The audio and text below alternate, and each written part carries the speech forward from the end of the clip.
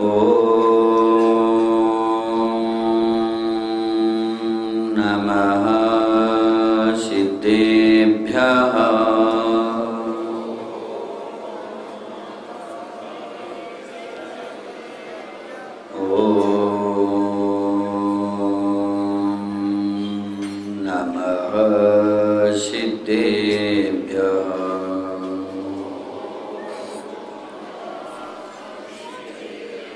णवो अरिहन्ताणं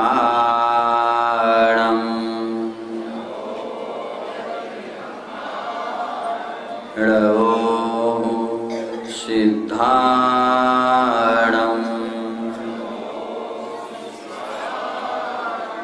णवो आयर्याणं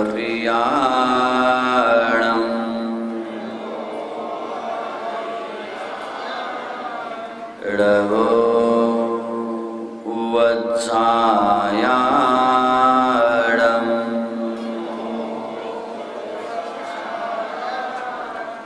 णवो लोये सौवसावोणं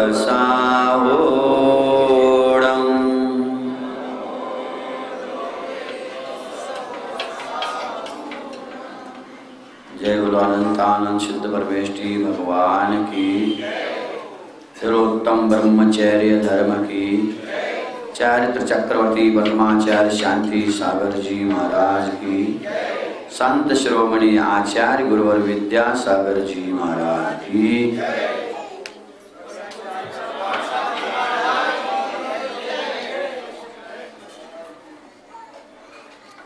आज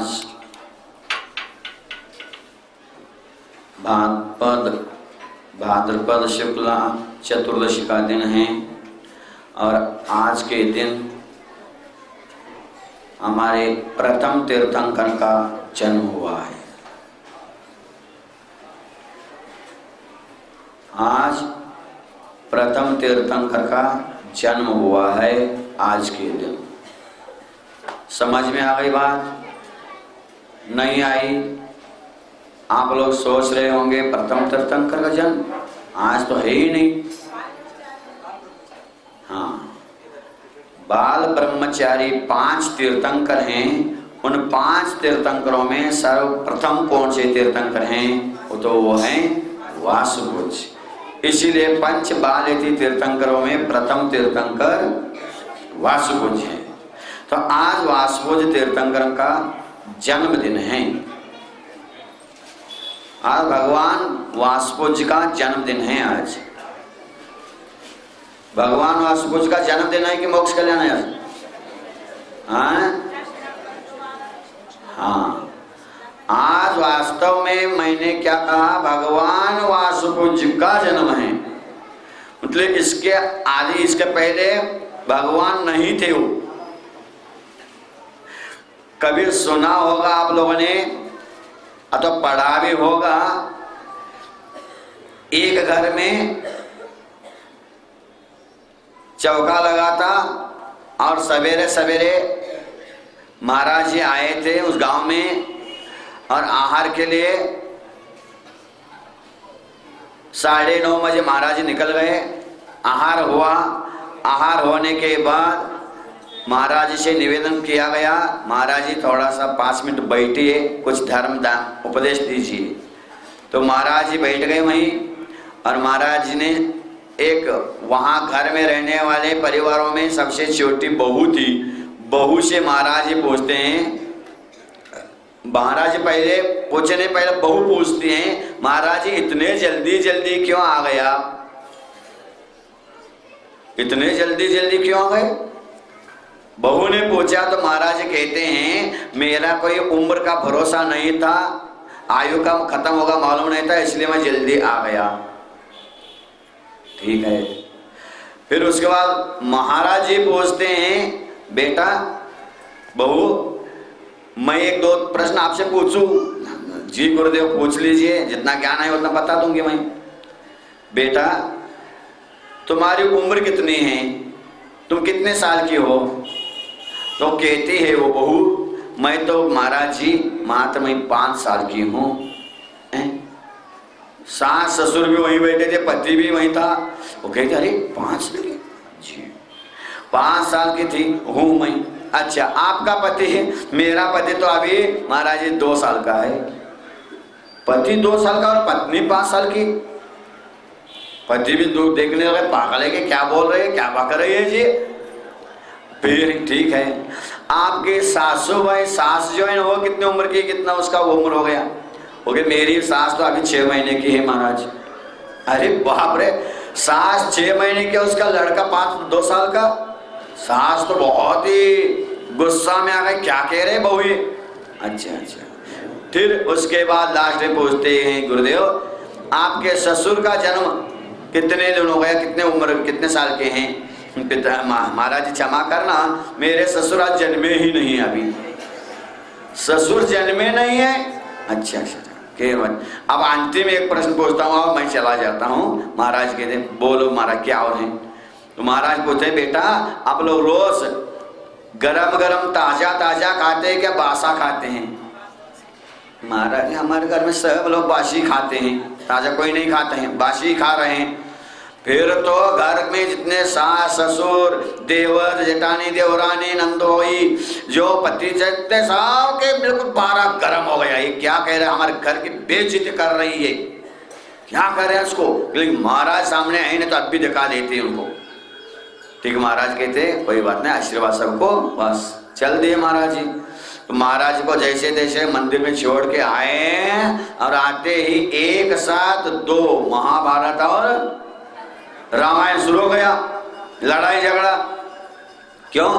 तुमने महाराज को ऐसा प्रश्न उल्टा क्यों पूछा? और महाराज भी कितने मूर्ख है, वो आपसे उतने साल उल्टे सीधे प्रश्न पूछे और आपने भी उल्टा सीधा उत्तर दिया। ये क्या है तरीका तुम्हारी? क्यों ऐसा बोला तुमने, फलाना बोला? बहुत लड़ाई झगड़ा। तब वो कहती है लड़ाई झगड़ा करने से कुछ नहीं होने वाला है। मैंने जो पूछा वो सही पूछा, महाराज ने जवाब सही दिया।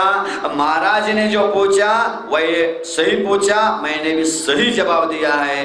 और इसका आपको ज्ञान नहीं है तो लड़ाई झगड़ा मत करो। चलो अपन अभी महाराज जी सामायिक बैठे नहीं होंगे तो चलते हैं, पूछते हैं। नहीं नहीं अभी थोड़ा सा सामायिक होने दो, फिर एकांत बाद में जाएंगे और पूछेंगे। फिर सब लोगों ने भोजन किया, बाद में महाराज के पास गए सब मिल करके घर में पूरे सदस्य, और कहने लगे महाराज जी थोड़ा सा क्षमा कर देना, हमारी बहू नई नई आई है अभी और उसको इतना ज्ञान नहीं है, इसलिए आपको जो नहीं पूछना है तो प्रश्न पूछ लिया और आपने जो पूछा उसको उल्टा सीधा उत्तर दिया, इसीलिए क्षमा करना हमारी बहू को और हम लोगों को। नहीं नहीं, तुम्हारे बहू तो वास्तव में बहुत ही होशियार, बहुत इंटेलिजेंट हैं, हो सकता है बहुत वो पढ़ी लिखी है और धर्म का भी ज्ञान बहुत है उसको। तो नहीं नहीं महाराज ऐसा नहीं है, वो तो आपको बोलते उल्टा उत्तर दे दिया, गलत कर दिया उसने। नहीं नहीं बहुत होशियार है। क्या होशियार है, कैसे होशियार है महाराज? ठीक, मैंने जो सवाल पूछा था उसका जवाब उसने इतना अच्छा दिया और उसने जो पूछा था उसका भी मैंने दिया है। तो सबसे पहला बहू ने पूछा था कि महाराज ने पूछा था? बहू ने पूछा था। महाराज इतने जल्दी जल्दी क्यों आ गए आप? अरे 11 बज गए, आहार के लिए आए थे, लो जल्दी थोड़े आए थे, देर तो हो गया था। नहीं, इसका मतलब है वो बहू पूछ रही थी महाराज जी से। महाराज जी बहुत छोटी उम्र में ही दीक्षा ले ली थी, 15-16 साल के थे महाराज जी। तो महाराज जी से उसने पूछा महाराज जी इतनी छोटी उम्र में घर छोड़ के क्यों आ गए, ये उसको पूछना था। तो महाराज जी समझ गए उसने क्या क्यों पूछा, क्या पूछा। तो महाराज के मेरा उम्र का कोई भरोसा नहीं, कब आयु खत्म हो जाए, इसीलिए मैं जल्दी छोड़ के घर छोड़ के आया हूँ, ना कि चौके में जल्दी जल्दी आया। उन लोगों ने सोचा चौके में जल्दी आ गए, चौके की बात नहीं है यहाँ पे। तो इतने जल्दी क्यों आ गए महाराज, इसका मतलब इतनी छोटी उम्र में आपने दीक्षा क्यों ले ली, ये उसका मतलब। अच्छा ऐसा है, ठीक है महाराज, आप तो होशियार है, उत्तर जवाब सही दे दिया, किंतु आपने जो प्रश्न पूछा उसका हमारी बहू ने बहुत गलत तरीके से जवाब दिया, इसलिए क्षमा करो। नहीं नहीं, आपके बहुत बहुत होशियार है, बहुत होशियार है। तो महाराज ने क्या क्या प्रश्न पूछा था? सबसे पहला पूछा प्रश्न कौन सा? बहू आपकी उम्र क्या है? तो बहू ने क्या कहा था? 5 साल की। तो इसका मतलब है नास्तिक थी, मंदिर कभी नहीं जाती थी, और जब से मंदिर जाना शुरू किया, जब से धर्म करना शुरू किया, वो मात्र 5 साल हो गए मैं धर्म में आई हूँ। उसके पहले मेरा धर्म कर्म से कोई मतलब नहीं था। शरीर का जन्म होना जन्म नहीं माना जाता है, ये तो अनंत बार हो चुका है, और अभी कितने बार होगा पता नहीं। पुनरपि जननम पुनरपि शयनम जननी जठरे पुनरपि शयनम भज गोविंदम भज गोविंदम भज गोविंदम मूढ़मते। एक हिंदू में भजन आता है, मैंने पहले सुना था वो पहले इसको। बार बार माँ के पेट में जन्म लेना, बार बार गर्भ में आना, जन्म लेना, बार बार मरना, ये अनादिकाल से हम करते आए हैं। ये जन्म नहीं माना जाता है। वास्तविक जन्म कौन सा है? जिस दिन इस आत्मा में धर्म का उदय हो जाता है, इस आत्मा के गर्भ में जब धर्म आ जाता है, तो वह समय समय ना इस आत्मा का जन्म होने वाला है, और ऐसा जन्म होगा कि जन्म मरण से रहित हो जाएगा। तो बहू ने कहा 5 साल से मैं सम्यक दृष्टि बनी हूँ, अब 5 साल से तन मन धन से धर्म में लगी हूँ, इसीलिए मेरी उम्र कितने हैं? 5 साल की। अब आगे के लगाते जाना। फिर उसका पति कितने उम्र का है? 2 साल का। 2 साल का कैसा हो गया? गुरुदेव मैं यहाँ आई हूँ, मुझे 3 साल लग गए इसको ठीक करने में।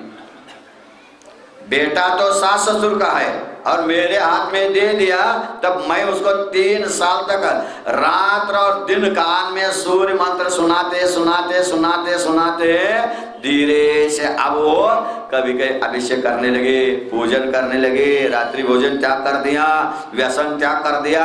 अब धीरे से इसके दिल में भी धर्म का उदय हो गया है, धर्म का जन्म हुआ है, इसीलिए मात्र 2 साल से धर्म में लगे हैं। इसीलिए पतिदेव कितने साल का है? 2 साल का। और सासुबाई, सास कितने साल की है?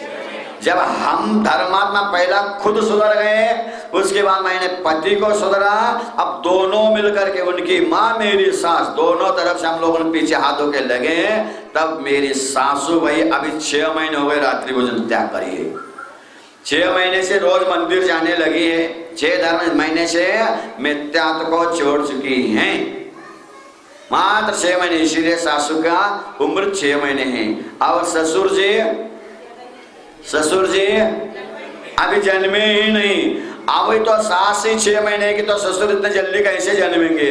सास हम और हमारे पतिदेव तीनों मिलकर के रात दिन ससुर जी को कह रहे हैं, फिर भी ससुर जी कुछ नहीं, मंदिर से कोई मतलब नहीं है अपने, बस इधर उधर घूमते हुए इधर और बैठ करके समय पास करते निकाल देते हैं, लेकिन कभी भी वो मंदिर नहीं जाना चाहते, अभिषेक भोजन नहीं करना चाहते हैं, इसीलिए उनका भी जन्म ही नहीं हुआ है।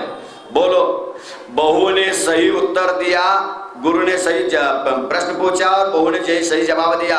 ये सही है कि गलत है जी? सही है। तब घर वाले सारे चुपचाप बैठ गए। इतनी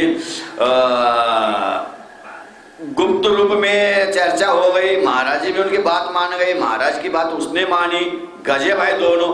ये धर्म की महिमा ऐसी है।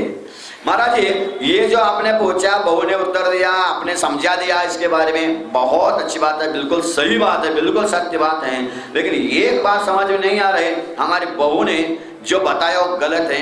क्योंकि हमारे घर में महाराज जी सवेरे सुबह होते ही रात में 12 बजे तक चूल्हा बंद नहीं होता है, चलता ही रहता है। और कह रही है बासी खाते हैं। नहीं गुरुदेव, सुबह का शाम को नहीं खाते हम लोग, और कह रही बासी खाते हैं। ये तो बहुत ही गलत है महाराज, ऐसा तो है ही नहीं हमारे घर में। भैया उन्होंने जो कहा है बिल्कुल सही कहा है। भोजन करना ये ध्यान रखना, ये पेट भरना ये मैं नहीं है, ये बस ताजा खाना नहीं है। और एक बात आपको सुनाना चाहता हूं, आप लोग जय नहीं, एक बात आज अवश्य नियम ले लेना, क्योंकि जैसे विचार वैसे उच्चार, जैसे विचार वैसे उच्चार, और जैसे उच्चार वैसा आचार। ये होता है। इसीलिए विचार और उच्चार को शुद्ध करोगे तो आचार भी अपने आप शुद्ध होगा। तो आप तो विचार तो शुद्ध कर रहे हैं 10 दिन से, अब उच्चार भी एक शुद्ध करना है। और आज आपको नियम लेना है, मैं दूंगा नहीं, आज से आप सबको एक नियम लेना है। क्या लेना है? आज से इतना बोलना है आप लोगों को। क्या बोलना है? घर में यह बोलना है, कभी भी खाना खाओ अथवा खाना खाओगे क्या, ऐसा कभी नहीं बोलना। बहुत बड़ा पाप है इसे, बहुत बड़ा पाप है। क्यों? क्योंकि आप उच्चारण ऐसा करोगे तो ऐसा ही भाव हो जाते हैं। जैसे आप लोग घर में सब्जी बनाते हैं, लौकी है, इस लौकी को अपने क्या बनाते हैं? चक्कू हाथ में लेते हैं, भैया तो लौकी काटो, बोलो काटो बोलते हैं, क्या बोलते हैं? सुधारना, बगारना, बनाना, ये क्या क्या बोलते हैं, लेकिन काटो शब्द नहीं बोलते। जबकि चक्कू से उसको काट रहे हैं, फिर भी काटो शब्द अच्छा नहीं माना जाता है। काटो बोलने से मांसाहार का दोष लगता है। यही है ना उद्देश्य आपका, इसीलिए काटो नहीं बोलते हैं ना। सब्जी लगाओ, सब्जी बनाओ, सब्जी सुधार, सब्जी बिगाड़, यही बोलते हैं। बस उसने बोलने में भी जब हिंसा का दोष लग सकता है तो अब खाने में भी, खाना बोलना भी हिंसा का दोष लगता है। सुनो अब कैसा। खाना शब्द ये जैनियों का नहीं है। खाना शब्द जैनियों का नहीं है, ये मुसलमानों का शब्द है।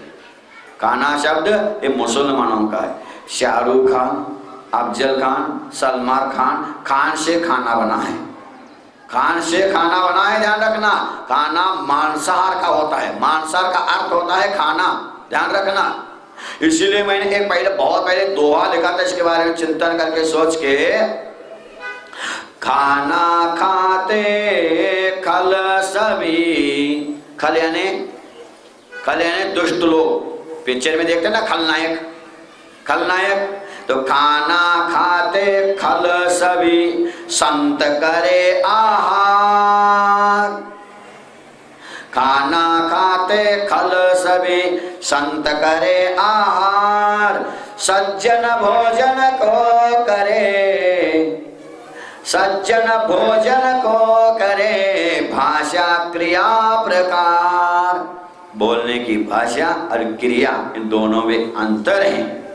तो खाना कभी भी बोलना नहीं आज से, और खाना नहीं खाना आज से। जो खाना खाएगा वो शाकाहारी नहीं कहलाएगा।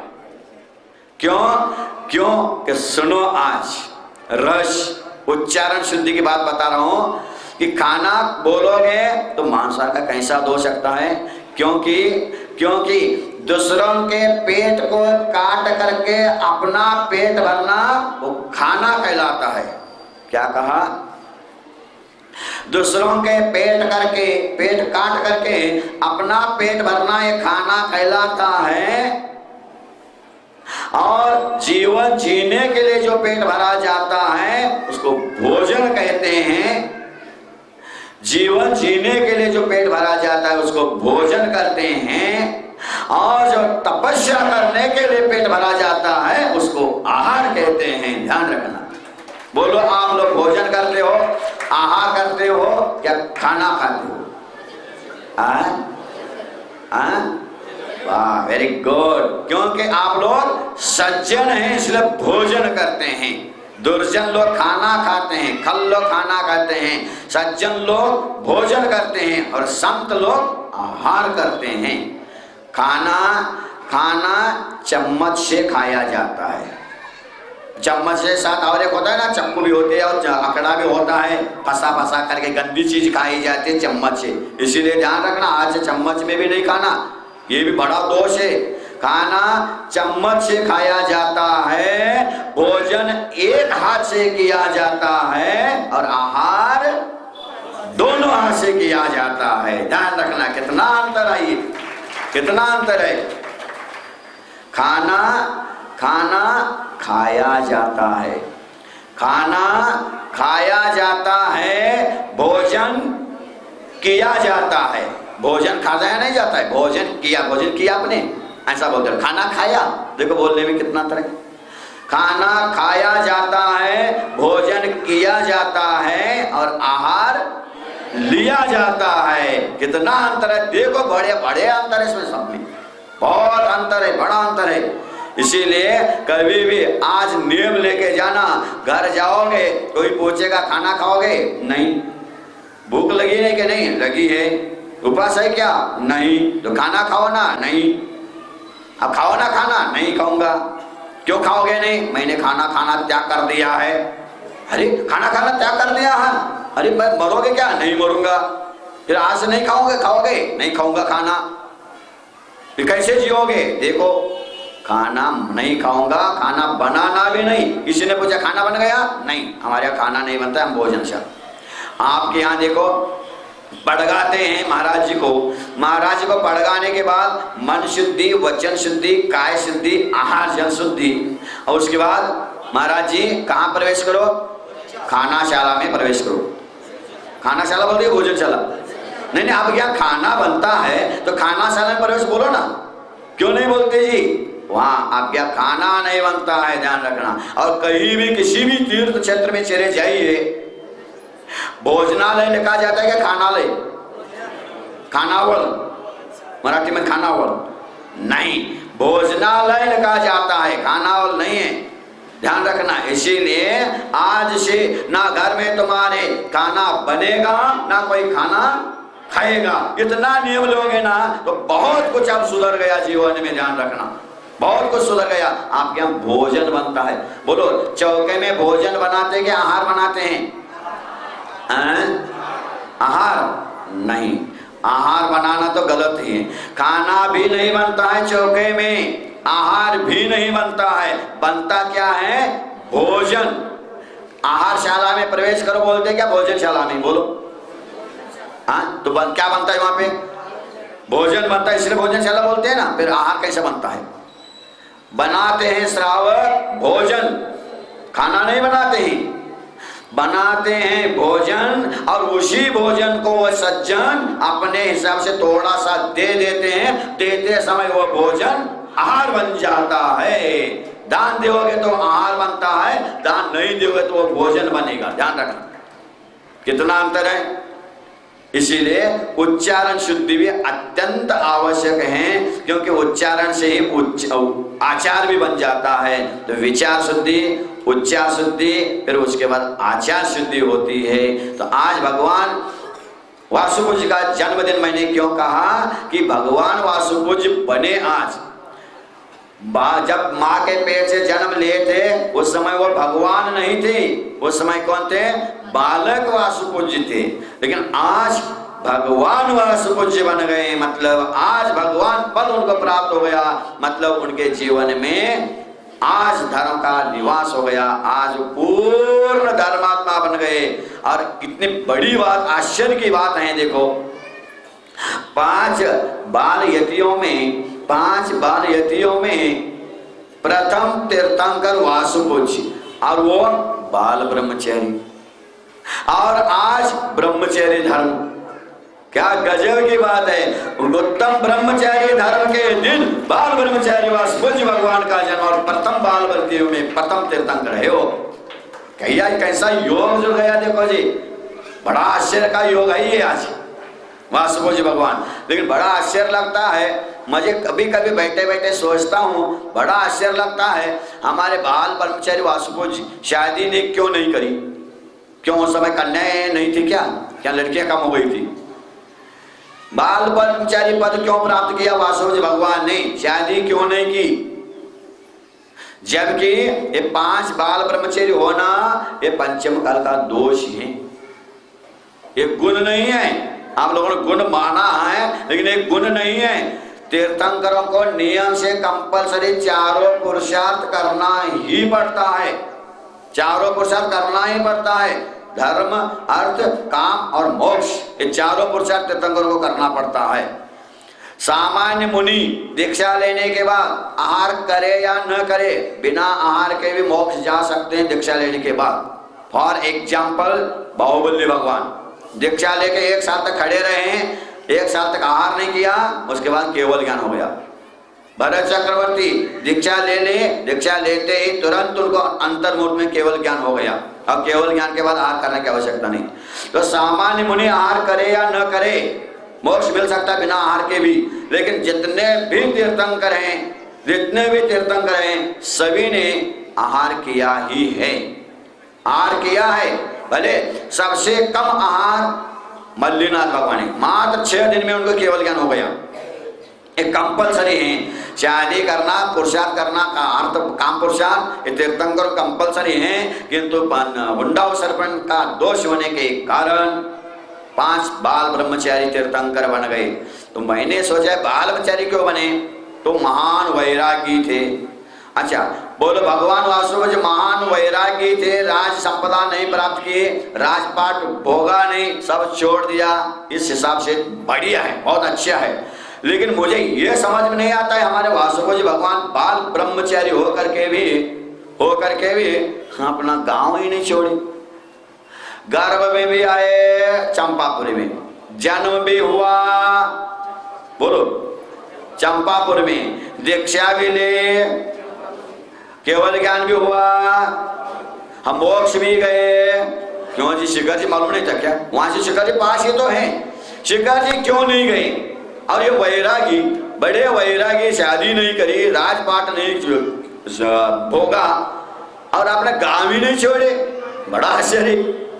आपने वही घर में वही जन्म, वही दीक्षा, केवल ज्ञान भी और मोक्ष भी, और केवल ज्ञान होने के बाद शिखर जी चले जाते। ये कंपल्सरी नियम है, सभी तीर्थंकर नियम से सम्य शिखर से ही मोक्ष जाते हैं और अयोध्या में ही जन्मते, नियम है। अब जन्म तो अपने हाथ में नहीं है, कोई बात नहीं है भैया, कोई वो अपने हाथ में थोड़े जन्म। आप लोग कई बार होता है ना कि आप कहाँ जन्मे हो, हम उस तुम्हारा जन्म गांव कौन सा है, वो है, तो उस गांव में जन्मे हैं। कि कभी कभी होता है बस में बैठ करके डिलीवरी के ले जा रहा है गाड़ी में, और गाड़ी में वो जन्म हो जाता है, तो गाड़ी का नंबर रखोगे, बर्थडे, आपका जन्म स्थान क्या है, गाड़ी नंबर और बर्थडे बर्थ नंबर लिखोगे क्या? होया कई बार। और यहाँ तक कि नियम है सरकार का, अगर ट्रेन में किसी बच्चे का जन्म हो गया तो उस बच्चे को जीवन भर के लिए ट्रेन का टिकट फ्री होता है, ये नियम है सरकार का। और विमान में अगर बच्चे का जन्म हो गया तो उस बच्चे को जिंदगी भर के लिए विमान टिकट फ्री रहता है। तो भैया कह रहे मेरी गलती हो गई, मैं ट्रेन में या तो विमान में जन्म ले देता अच्छा हो जाता। भैया कह रहे आज भैया का जन्मदिन है ना, तो भैया कह रहे मेरी गलती हो गई। गलती आपकी नहीं, आपकी मम्मी की है। अगर वो प्लेन में चले जाते तो बहुत अच्छा हो जाता, लेकिन आप पहला बताना चाहिए था आपको, मैं इस तारीख को इतने समय में बाहर जन्म लेने वाला हूँ, आप प्लेन में बैठ जाओ। ये नियम है। तो जन्म तो अपने हाथ में नहीं है, लेकिन मोक्ष तो अपने हाथ में है, मरण अपने है। तो भगवान वासुदेव वहीं से मोक्ष क्यों गए, कारण क्या है? तो कैसे वैरागी माने हम इनको? कई लोग हमसे कहते हैं महाराज जी आप एक कुछ बता देते हैं और दूसरे संघ के साधु आते हैं वो कुछ बता देते हैं। आप कहते हैं सच्चे देवगुरु शास्त्र को पूजना चाहिए, दूसरे देवी देवताओं को नहीं पूजना चाहिए। और दूसरे संघ के साधु आते हैं वो कहते हैं देवी देवताओं की पूजना चाहिए, आराधना करनी चाहिए, उनसे बहुत कुछ मिलने वाला है, मिलता है। तो साधु में एकता नहीं, तो हम श्रावक क्या करें? बड़े कंफ्यूज में पड़ जाते हैं महाराज, हम लोगों का दिमाग खराब हो जाता है, अब क्या करें?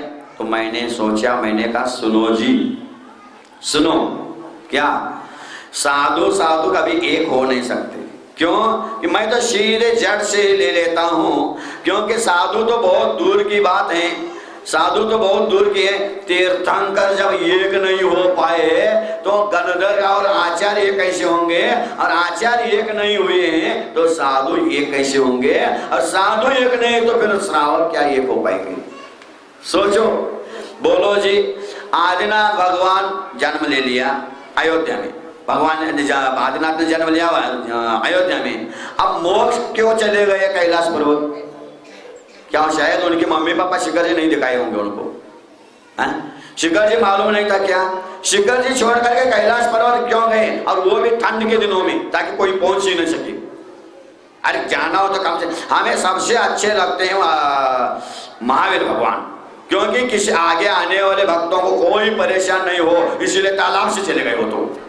और बाकी भगवान जी गए तो पहाड़ चढ़ करके, बड़े परेशान, सब बुढ़े बच्चे सब कैसे पहुंच पाएंगे ऊपर? ठीक है भैया ऊपर तो, अब कैलाश पर्वत जाने की आवश्यकता थी। वो कैलाश पर्वत तो नेमिनाथ कहते मैं तो और सौराष्ट्र में जाऊंगा, ससुराल में जाऊंगा तो उधर ही मैं उधर दीक्षा लेके मोक्ष जाऊंगा। ये कौन सी तरीका है?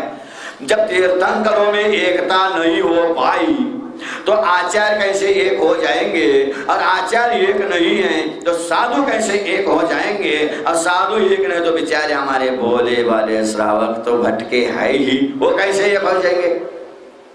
बोलो जी। इसीलिए किसी की बात, जिस किसी की बात सुनना सुनो, सभी की बात सुनो, लेकिन अपने को क्या करना है आज निश्चित बना दो, क्योंकि आज उत्तम ब्रह्मचर्य धर्म है। ब्रह्मचर्य का अर्थ क्या होता है? ब्रह्म यानी आत्मा, आत्मा में विचरण करना। आज अंतिम फल है 10 लक्षण का, 10 लक्षण का फल है अपने आत्मा में लीन हो जाना। सबसे श्रेष्ठ ब्रह्मचर्य है, सबसे श्रेष्ठ ब्रह्मचर्य है। और उसमें लीन होने के लिए व्यवहार में धीरे धीरे संयम को पालन करना पड़ता है।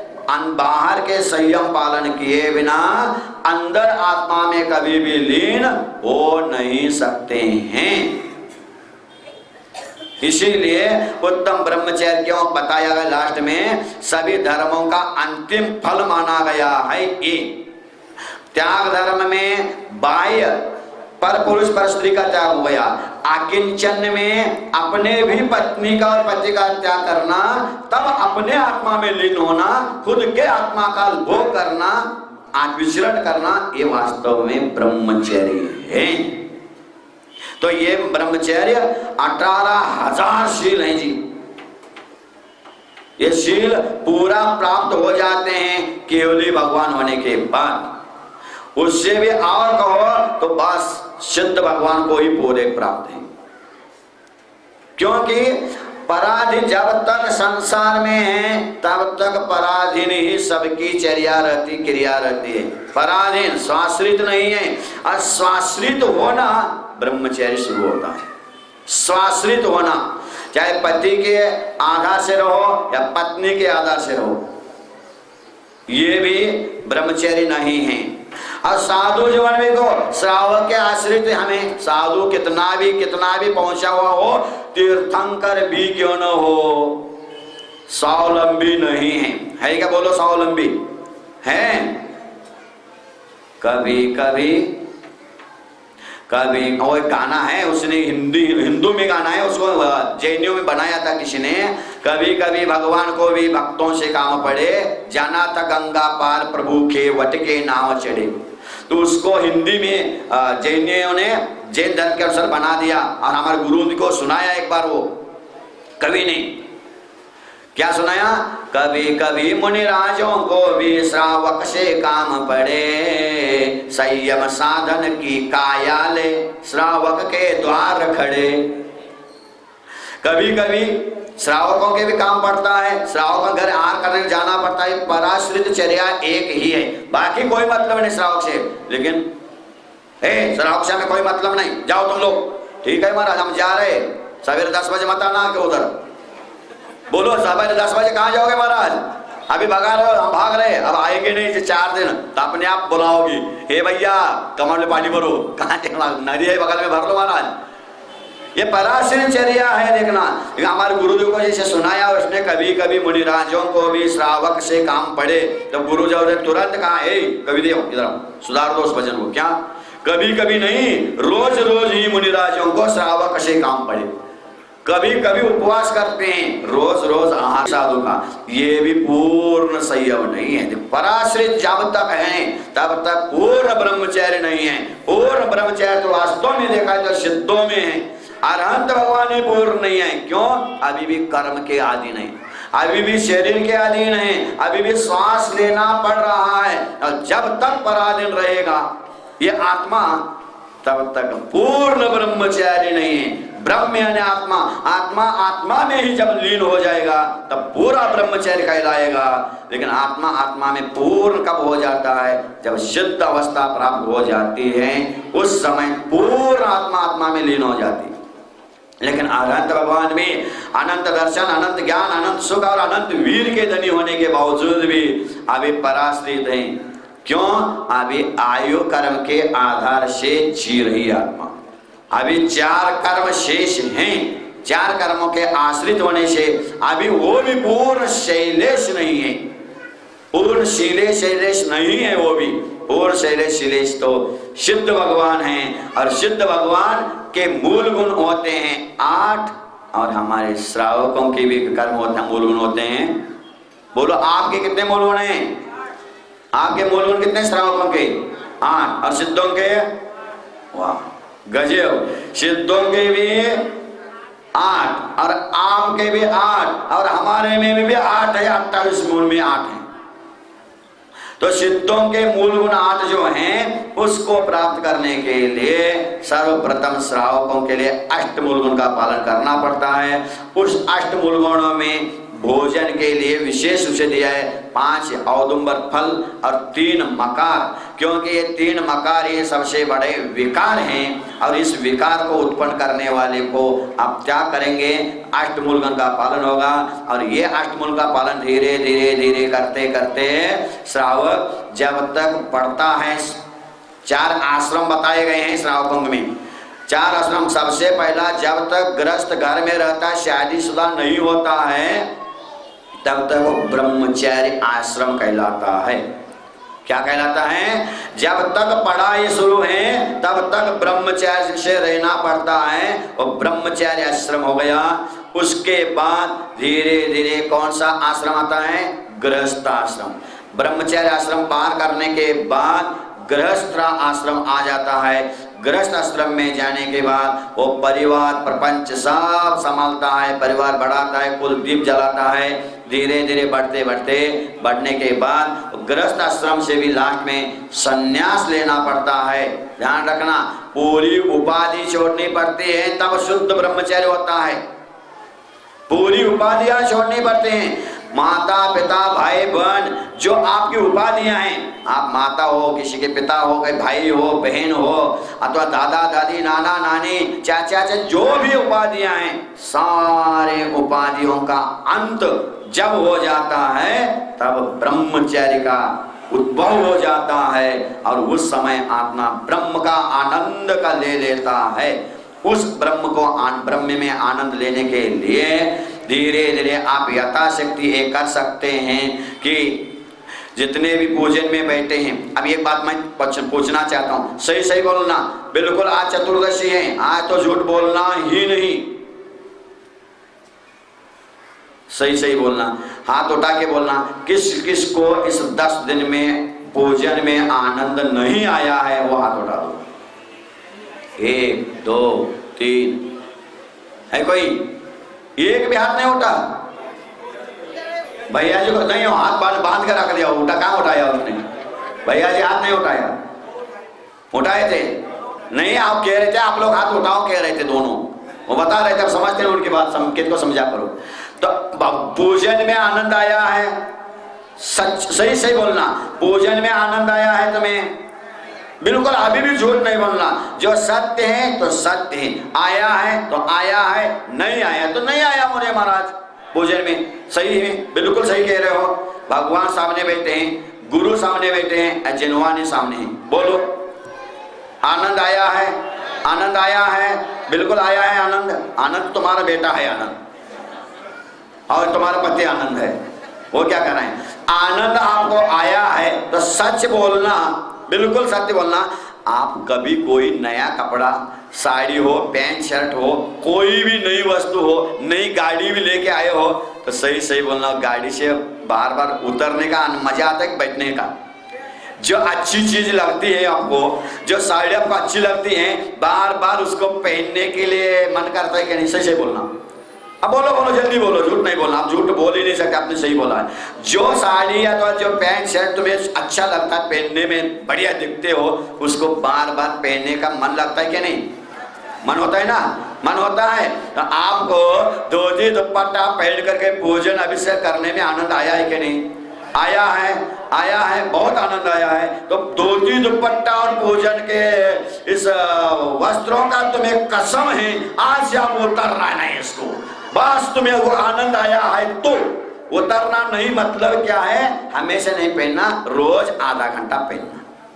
रोज आधा घंटा पहनना और अभिषेक पूजन करना, तब मैं मानूंगा तुम्हें आनंद आया है, अन्यथा ये सब माया चाहिए है और मात्र दिखावट है, प्रदर्शन है। चलो भैया निपट गए अपने 10 दिन, अब हो गया, फुर्सत हो गए, बाबा आया था नहीं आते तो उन्होंने गुस्सा करके उपासना कर ले, तो चलो भैया निपट गए 10 दिन, अब हो गया फुर्सत आपने। यही मानूंगा मैं, यही मानूंगा। अगर आपको वास्तव में आनंद आया है, महिलाएं भी सुन ले, आपको भोजन में आनंद आया है तो आप बस केसरिया साड़ी पहन के आइए, एक मंदिर के लिए साड़ी बना के रखना और उस साड़ी से रोज एक भोजन करना, ज्यादा नहीं, समय नहीं है, एक भोजन करना, किंतु रोज भोजन करना है। और पुरुषों को चाहे कितना भी समय हो जाए, कितना भी देर हो जाए, कितनी भी ऑफिस का काम हो, तो आना है जल्दी जल्दी, दुपट्टा पहनना, धोती दुपट्टा, अभिषेक प्रभु का करना। अभिषेक हो गया हो तो मैं क्या करना बता रहा हूं, अभिषेक भी हो गया है तो चिंता मत करना, आना धोती दुपट्टा पहनना, प्रभु जी को चरण स्पर्श करके उनके चरण रज माथे पर ले लेना और बस छुट्टी हो जाए। लेकिन छोड़ना है, अगर तुम्हें भगवान को अभिषेक पूजन में 10 दिन आनंद आया है तो रोज कर लेना है, तब मैं मानूंगा वाह हमारे पुजारी बढ़ गए। पैसा तो बोली लगा के खूब कमेटी वालों ने बढ़ाया, अब नया मंदिर भी बना रहे हैं, कोई मतलब नहीं। मैंने भजन लिखा था, बहुत पहले लिखा था, बुरा मत मानना, 10-15 साल पहले लिखा था, 2000 में लिखा था, अमरकंटक जंगल में बैठ करके। उसमें ये लिखा था, जैनी होकर जिन धर्म न जाना, हाय वीर कैसा आया जमाना। आगे का बोलूं क्या? नहीं रहने दो, बोलूं। हस्तिनापुर में चातुर्मास था 2 साल पहले, वहां कमेटी वालों का महाराज बोलो बोलो, तो मैंने बोला, इतना आनंद लगा, वो कागज का जोराक्स करके पूरे क्षेत्र में लगवाया उसने। पूरा तो नहीं बोल पाऊंगा लेकिन थोड़ा तो बोलूं। सबसे पहला मैंने क्या लिखा उसमें, जैनी होकर जिन धर्म न जाना, हाय वीर कैसा आया जमाना।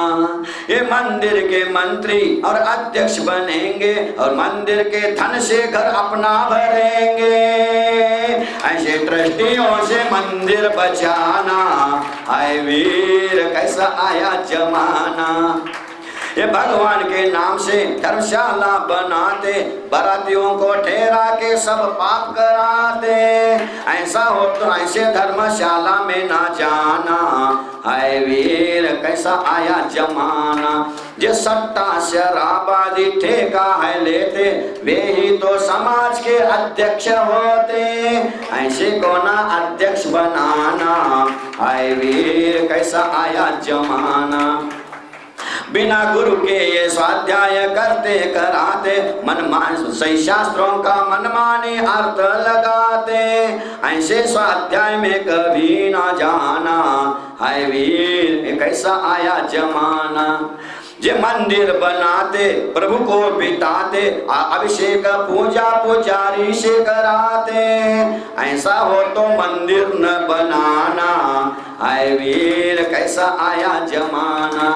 जे कपड़े न त्यागे तप संयम न पाले, और येशी में कर ध्यान मुक्ति को चाहे, ऐसे ध्यानियों से खुद को बचाना, हाय वीर कैसा आया जमाना। लास्ट में 4 लाइनें बता दूं। अब किस किस को सुन करके बहुत लोगों को गुस्सा भी आ गया होगा, बुरा लग गया होगा, इसीलिए लास्ट में 4 लाइन और लिखा।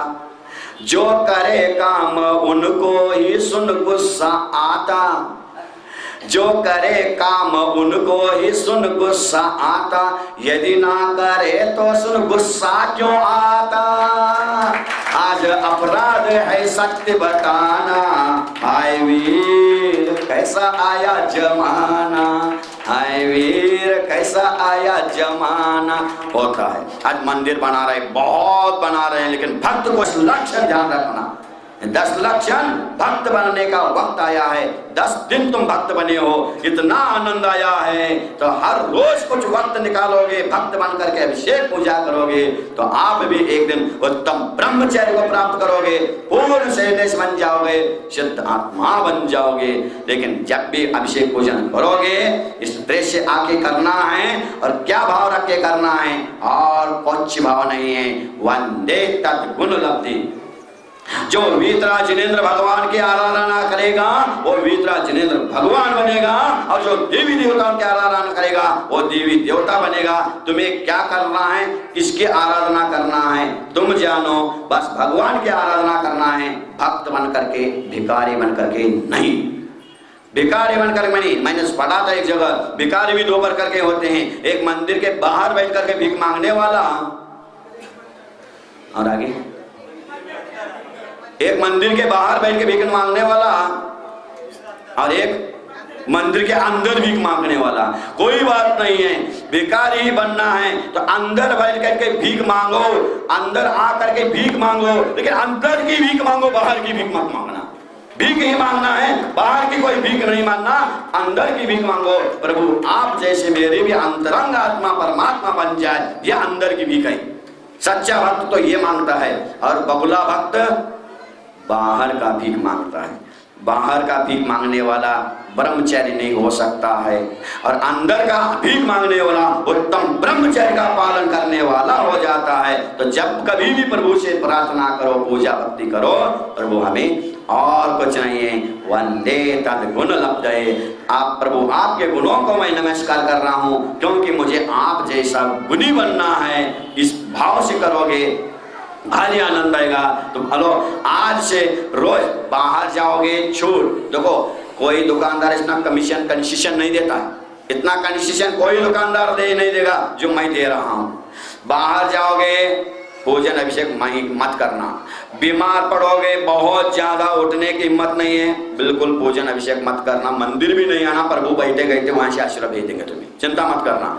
बाहर जाना है छूट, बीमार पड़ोगे छूट, शोर सुतक लग गया उस समय भी छूट। और क्या, अब बुढ़े हो गए, बहुत ज्यादा बुढ़े हो गए, हिम्मत नहीं है उठने की, उस समय भी छूट। इन चार को छोड़ करके बाकी समय गांव में रहो, स्वस्थ रहो, और भोजन करोगे तो पूजन भी करना, और नहाओगे तो प्रभु को भी नहा लेना। इतना काम करोगे तो मैं समझूंगा मेरा यहाँ चातुर्मास करना और 10 लक्ष्य करना भी सार्थक हो गया। अन्यथा फिर तो ये सब शोबाजी हो गई, ड्रामा हो गया, बस 10 दिन। मैं तो यही समझूंगा। अब बोलो पहले प्लीज हाथ उठा करके बता देना, आज से हम रोज पूजन अभिषेक करेंगे। बाहर के लिए मत छूट, लेकिन रोज अभिषेक पूजन करेंगे।